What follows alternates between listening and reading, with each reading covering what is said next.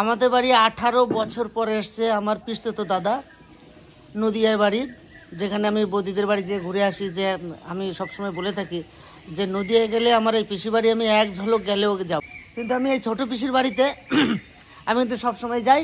আর আমার ছোট পিসির হচ্ছে 6 ছেলে, ভুল বললাম নাকি? 6 ছেলে, 6 ছেলের ভিতরে 4 নম্বর ওই আমি কি বলি যে ওই ওই ওই বলতে পারি না আমি ঠিক মতন। আর আমার হচ্ছে একটু মিষ্টি বৌদি, আর ওই যে একটা তো ওই আছে গোষ্ঠীর বড় বৌদি না, আমাকে 3 ভাইয়ের ভিতরে আমাদের আমার বাবারা 3 ভাইয়ের ভিতরে সব থেকে বড়। আরে জয় বাবু তো পুরনো হয়ে গেছে দাদা। তাহলে ভাই আবার কি আমাদের এখানে দূরে দূরে হলেও একটু আগে আসতো, কিন্তু বিয়ে থাকা করে সংসার হওয়ার পরে এটা না এটা স্বাভাবিক, এটা স্বাভাবিক। সংসারে ছেলে মেয়ে হয়ে গেলে একটা দায়িত্ব বাড়ে, তারপরে তাদের পড়াশোনার ব্যাপার আছে। কি বলবা? কি ফন্দি করে আইছে জানিস? এই চা তো খাবেই না, আমাকে বাড়িতে চা খেয়ে এসে সাজে গুজে চলে আসছে। আমার শাড়ি পরা ছিল, সেই শাড়ি খুলে ভালো শাড়ি পরে চলে যাবে বলে না, মেয়ে দুটো রাখিয়েছি তো মেয়েটা ফোন করছে, ফোন করে এনে আসতে বলো, আমি সবকিছু রেডি করতেছি। তো আমি বৌদি আর দাদা আমার ভাইনার গাড়ি নিয়ে বেরিয়ে পড়েছি রায়পুরে যাই ভাইজি দুটোকে নিয়ে আসি, কেন আর আসতে পারবে না। ওনারা আস্তে আস্তে বড় হয়ে যাবে, কার কখন বিয়ে হয়ে যাবে, আর আসতে পারবে না। আগে তুমি যখন এসেছিলা তখন এত জনসংখ্যা, এত ঘর বাড়ি দেখেছিলাম, দোকানপাট কিছু ছিল না, তখন ঝুপড়ি, ঘরের চালা, ঝুপড়ি টুপড়ি ছিল। আর আজকে সেই ইলাম বাজার কত পরিবর্তন। হ্যাঁ হ্যাঁ আমতলার এখানে বয়স্ক করে চাচাটা স্ট্রোক হয়ে মারা গেছে। এই আমার শাশুড়ির মতন।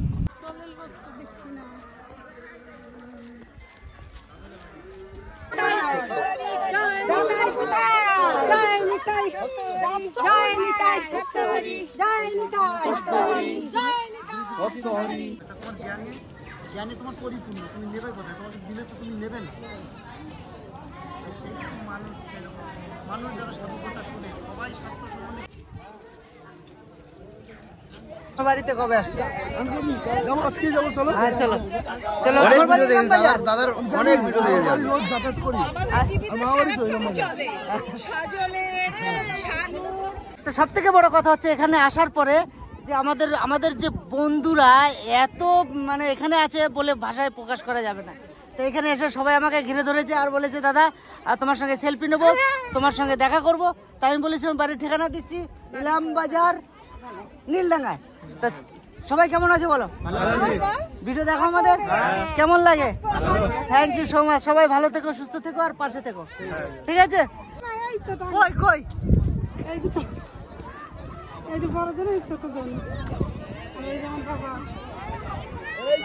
এই যে খুঁজে বেড়াচ্ছি। চান করেছিস মা?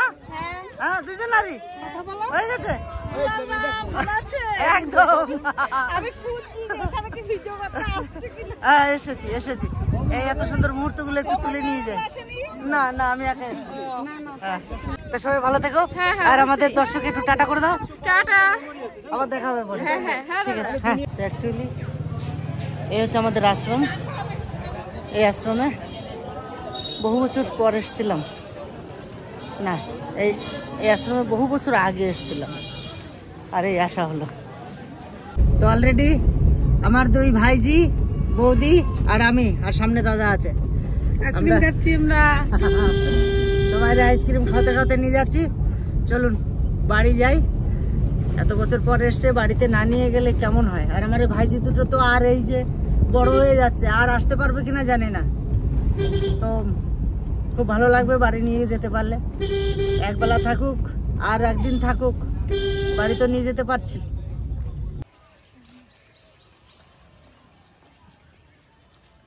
একটু বাজারে যাচ্ছি সবাইকে নিয়ে।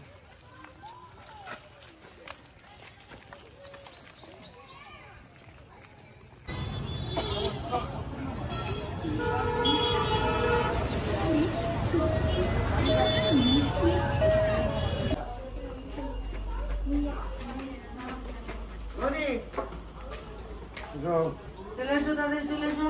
তোমরা দেখো কোনটা চিনতে হবে সব এখন মুখস্থ করো। আমি মুখস্থ করছি, পছন্দ করো। এদিকে এসো। উপরে নেই কিছু ভালো? উপরে ওয়ান পিস গুলো দেখলাম। দেখে যাই।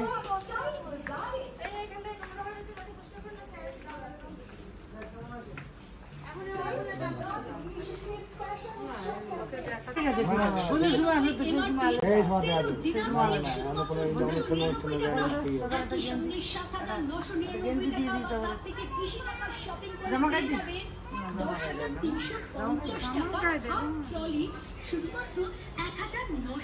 এই জামাটা তখন হয়ে যাবে। হ্যাঁ দেখো,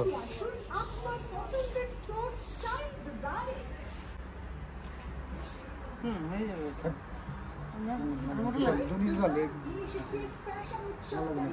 হ্যাঁ দাদা,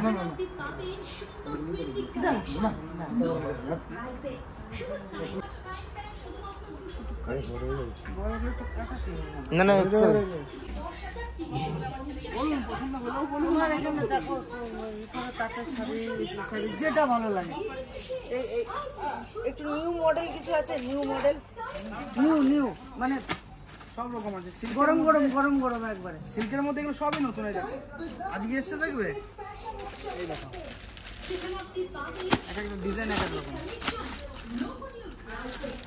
এটা খুলে না দেখালে বোঝা যায় না। সব খুলে দেখো, তুমি চয়েস করো, সব খুলে দেখো।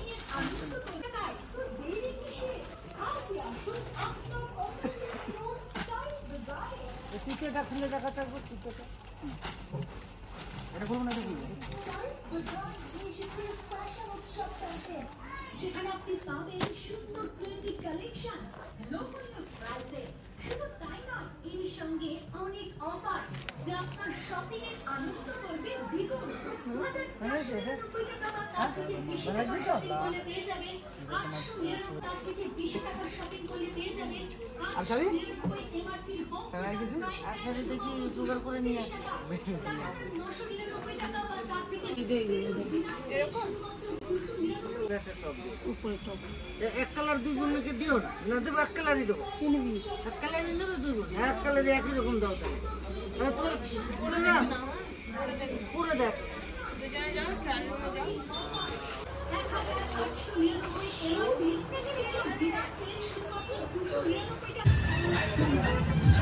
বাজার করা হয়ে গেল, চলুন বাড়ি দিকে যাই।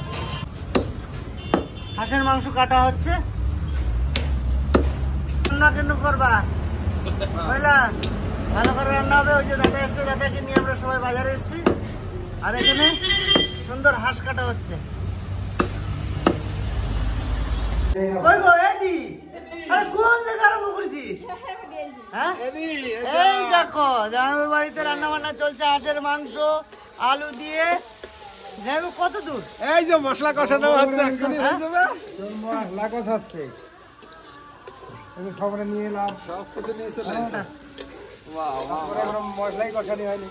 হাঁসের মাংস বিশেষ করে কাঠের উনুনে যা স্বাদ এনে দেবে, অন্য কিছুতে আনতে পারবে নাকি? গ্যাসের এরকম হবে না, কাঠের তেলে যেন হবে। আর হাঁসের মাংস কষানোর সময় ঢাকলেই চলবে না, না, এ শুধু কষাতেই হবে। হয়তো রাত্রে কষাও। সুন্দরভাবে মশলা কষানো হয়ে গেছে। পরিষ্কার করে নেওয়া হাঁসের মাংসটা এখন আমি দিয়ে দেবো।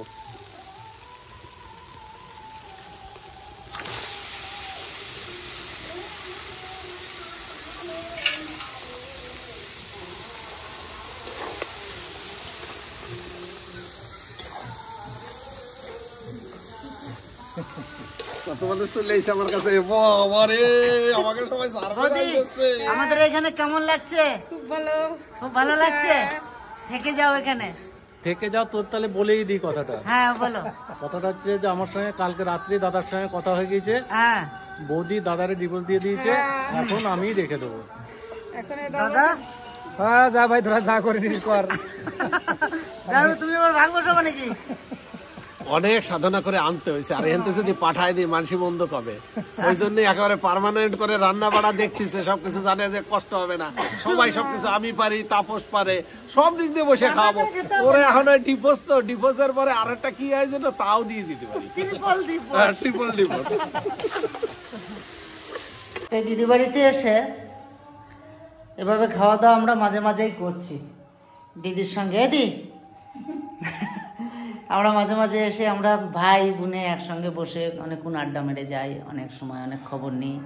তারপরে এর আগে যে প্রোগ্রামটা দিদি বাড়ি আমি করতে পারিনি, বাড়িতে পাশের বাড়ি বিয়ে ছিল, সব কিছু আয়োজন হয়ে গেছিলো, তার জন্য বোনরা ভগ্নিপতিরা চলে এসেছিলো, তার জন্য আমার বাড়িতে নিয়ে যাওয়ার জন্য আমি বাধ্য হয়েছিলাম। আপনারা অনেক কমেন্টে বলেছিলেন যে দিদি বড় মন নিয়ে একটা কিছু করতে চাইছে, সেখানে করলেন না দুলালদা, একদিন পরে করতে পারতেন, কিন্তু তখন সম্ভব হচ্ছিল না। তাই আজকে আমরা সবাই, দাদা ওরা আমাদের বাড়িতে বেড়াতে এসছে, কিন্তু আমি এই বাড়িতে নিয়ে চলে এসেছি যে এখানে বসে আমাদের খাওয়া দাওয়া হবে, রান্নাবান্না হবে, তার জন্য। আর দিদি সব কিছু গোছগাছ করে অলরেডি জামাইবাবুটা চাপিয়ে ফেলেছে। যদি আসে না আমার খুব ভালো লাগে, একা একা থাকি তো, ভাইরা যদি আমার কাছে আসে আমার খুব ভালো লাগে।